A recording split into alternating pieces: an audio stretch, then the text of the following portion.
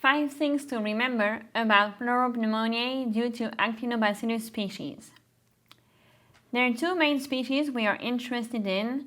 It's Actinobacillus pleuropneumonia and Actinobacillus suis.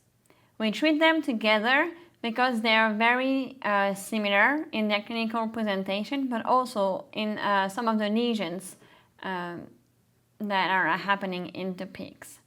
There are a lot of different serotypes of Actinobacillus pleuropneumonia, and not all are virulent.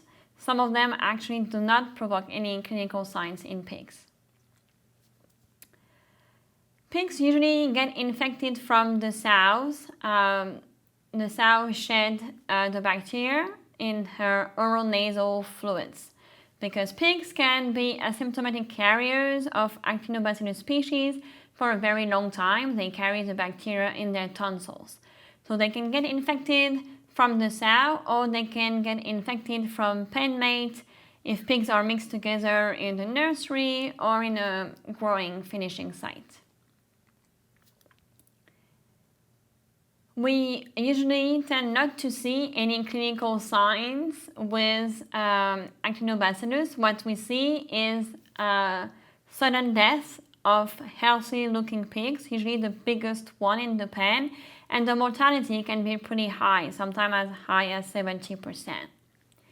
When we perform a necropsy on the dead pigs, what we'll see is a fibrinohemorrhagic necrotizing pneumonia.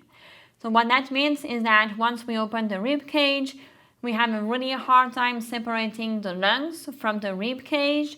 There is a lot of fibrin, there's a lot of adhesions between the two, and the lungs have that hemorrhagic look, and the necrotizing, you can see that the lungs are friable under your hands.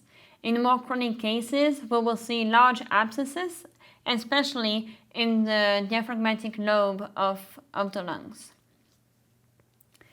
So sometimes we can see clinical signs, and what happens is that we'll see some coughing, but mainly some labored breathing. And that is understandable because the lungs are attached to the rib cage, and so it's painful for the pigs to breathe, but also it's hard for them to inflate the lungs in the rib cage.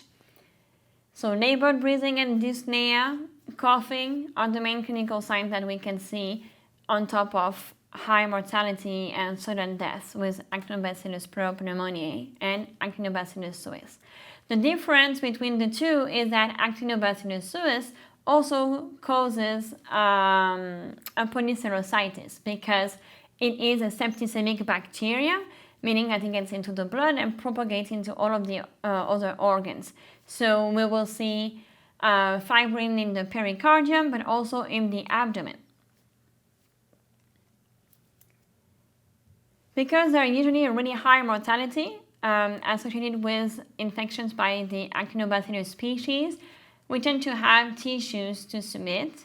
Lung tissues are a really good sample type, but we want to make sure we include other organs such as the heart, the spleen, and the liver, because we cannot really differentiate between Actinobacillus pleuropneumonia and Actinobacillus suis just by looking at the pig during necropsy. We want to make sure we submit all of the tissue so that we can differentiate them by culture and isolation at the diagnostic laboratory. They're really easy to culture, so this is not a challenge. And so if you are in a case where you don't have any tissue, which would be very rare, samples like oral fluids can be really good sample types, especially if there is coughing. So Actinobacillus infections respond really well to antibiotic treatment. However, there's been more and more antimicrobial resistances that have been reported. So we recommend that you do a sensitivity test before you treat the animals. Cephalosporins and macrolides, tetracyclines tend to have a good efficacy against Actinobacillus. Autogenous vaccines are available. However, we tend to want to eliminate the disease from the barn because of the high mortality. So with the treatment, making sure that the barn is running all in, all out type management, that the cleaning and disinfection are appropriate, it is very easy to eliminate Actinobacillus from a herd. And this should be the preferred solution for the producer.